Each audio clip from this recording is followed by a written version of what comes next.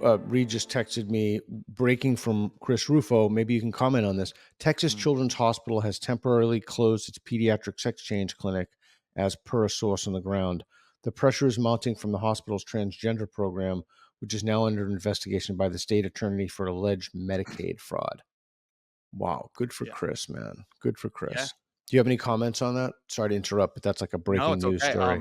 I mean, that's inevitable. I mean, we're a little behind where Europe's at, but the with Yeah, Tavistock totally. Clinic and stuff like that, I mean, it's wild because there's people. I had, Chloe Cole on the podcast Oh who, yeah, her story, I was, like, choking back detransitioner. tears. The whole time I was talking to her, I was choking back tears because that's the age that I teach, she was the age that I teach, Yeah, and it was just such a sad story, and those stories, you know, stories matter. That's how people that's why artists are so important. And art has been dominated by the left for so long that this telling these stories, I think, is how we're going to get this to be done. It's not going to be just logical type people to push like this is fact. I think it has to be these stories to pull at people's heartstrings who are yeah, in the middle. yeah. That I agree with you. Our brains are wired for testimony; they're not wired for double-blind peer review. And I'm going to make a prediction to you, as Shermer always says. Don't say you're smart. I don't know if he always says he said this to me, but make predictions. Or he said this, tweeted it. I can't remember. But anyway, I attribute this to Shermer. Yeah. My prediction is in very short order. No, people are going to tell you I never believed it. I was always against gender. What is it? Pediatric sex change clinic. I was always against it. I always thought it was a bad thing. I mean, the very same people will just gaslight you in an epic way. It's so obvious to me that that's the case. In the same way that it's so obvious to me it's the case that when illegal immigrants come to the border and the problem hit, I mean, I think it's a crisis, but the problem is there's a universal consensus that it's a crisis. Or actually, let me give you something discrete that's a better example. That terrorists go through the border and they commit a terrorist act. Nobody could have seen this coming. Nobody could have seen this coming. That's what the Hmm. response will be. Like, Hmm. this was a completely when in fact I've been screaming about it. People have been screaming about it. I mean, it's so obvious, but I do think it's a kind of disposition. It's a kind of way. It's not a post facto reasoning about things. It's an attitude that one has towards the truth to preserve the ego's sense of self, to preserve the sense of self. Like, oh, I want to be right, or I want to be. No, I mean, I think you're dealing with people on the right or the left. I think on the left, there's really a culture of self dishonesty right now. Yeah, I mean, luckily the internet has a great memory. So people can say, I never said that, and you just bring it right up. I mean, we're seeing that with COVID all the time now. I mean, COVID, it's Ah, like, who could have seen this? It's like a lot of people, a whole like, I okay. mean, an entire swath of the of the population could, and they were shut down. I got shut down, on like Instagram for talking about it. Now I'm like triple vax and all that kind of stuff. Like I bought it hook, line, and sinker, the whole thing. I'm not saying that we don't have to do disclaimers, but I think that we saw that with COVID really well of like who would have possibly known, oh well, we were doing science in real time and things like that. But people were so unwilling to hear the other side. I think I'm with you. I think that's what's going to happen with transgender. I think people are going to go, well, who would have known? You're in your echo chamber. I mean, that's the cool thing about being like a viewpoint diversity guy is like on social media, my scroll is all over the place. It's really cool because I'm getting all these different perspectives and I'm harder to bamboozle because I don't have as many. I have blind spots for sure, but I don't have as many blind spots as people who only consume the information that they want to hear as opposed to the information that they need to hear. Yeah, I'm going to push back on something you said. I don't Like, think that the internet creating a record of something matters one iota. And I'm going to give you an example of that. yeah. So I- I'm hesitant to say pathological liar, but certainly Trump has lied, unquestionably. And I'll give you Yeah. just one example of the size of his crowds, all right, of his inauguration crowd. There you go. Easy one. Yeah. Right, but the lowest of Yep. hanging fruit, right? I Perfect. mean, videos, we have unequivocal video. And so what's fascinating to me is the White House spokeswoman came out and said that these videos of Biden looking lost and confused, they're deep fakes.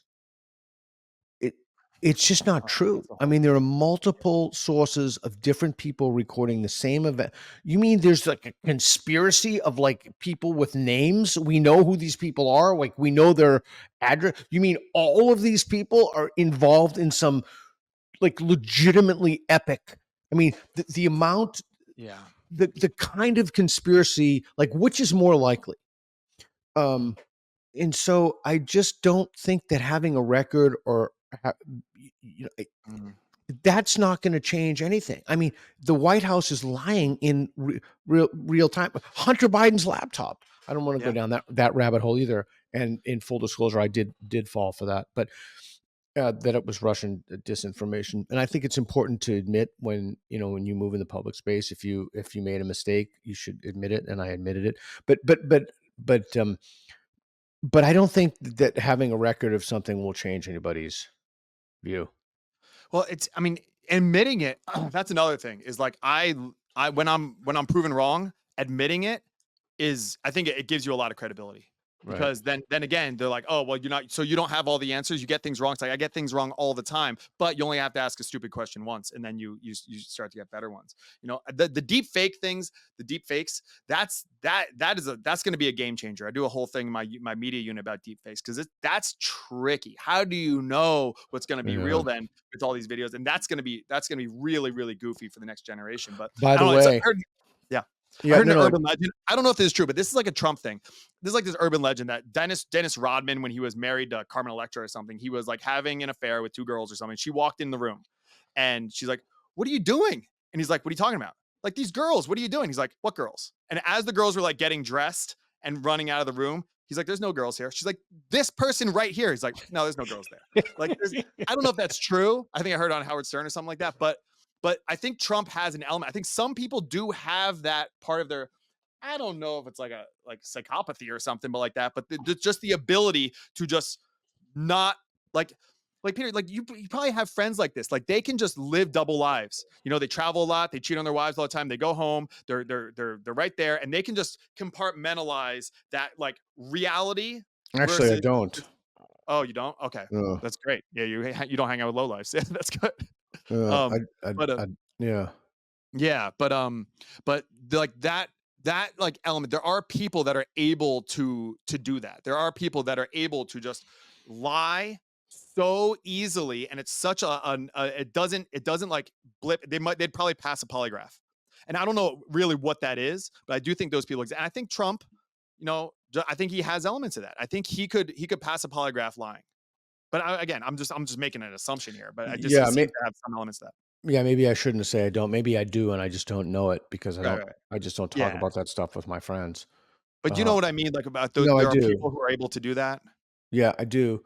So I wonder. So, what do you think the relationship is between critical thinking and moral reasoning? Like, do you think that Mm. critical thinking is thinking critically about moral propositions, or do you think that they fall into or occupy two separate categories of domains? It's a good question. I think at the end of the day, I think morals are gonna steer our decisions that we make. I mean, we're assuming we're trying to live good lives. We're trying to be moral people. So if you there has to be a why, like why are you critically thinking to begin with? So I think that the animating factor of why to critically think, why to search for truth at all is because truth is connected to morality. I mean, Mm. I think that's a direct line. So searching for truth is essentially searching for morality, and I do think it's like an animating factor for why you critically think. I know that's why I got into it. I wanted to be quote unquote a good person, and so I was like, all right, well then how do I even do that? Okay, well there has to be some element of truth involved in how to be Y- a good person. Yeah, it's interesting because when I look at some high school curricula, they start with the first principles. They start with certain first principles, even if the first principles are true and can be rationally derived, and that's another conversation That's for entirely. sure.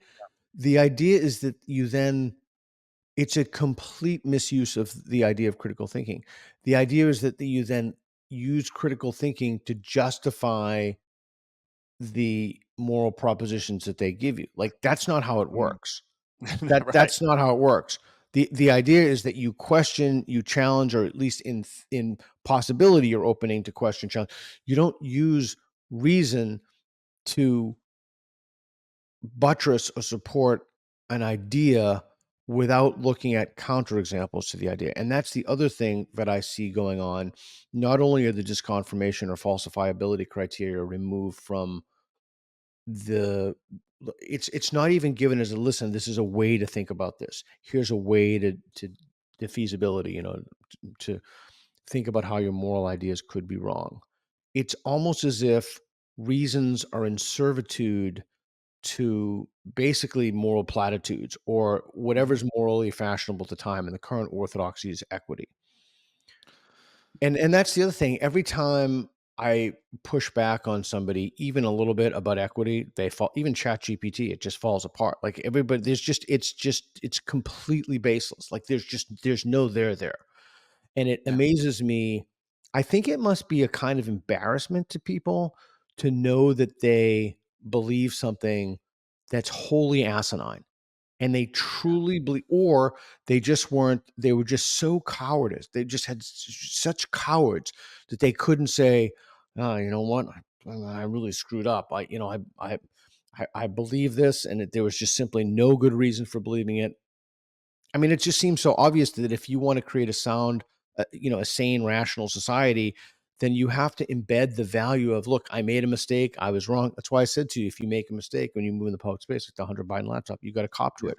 Yeah. And this is what I will do moving forward in the future. Like these are the steps I'll take. Like, but I remember I watched this thing where it was a reporter and he asked Peterson a question and Peterson said, "Oh, I hadn't thought about that." And he was excoriated. People lost their freaking minds on him, as opposed to saying, "Oh, hey, good for that guy, man.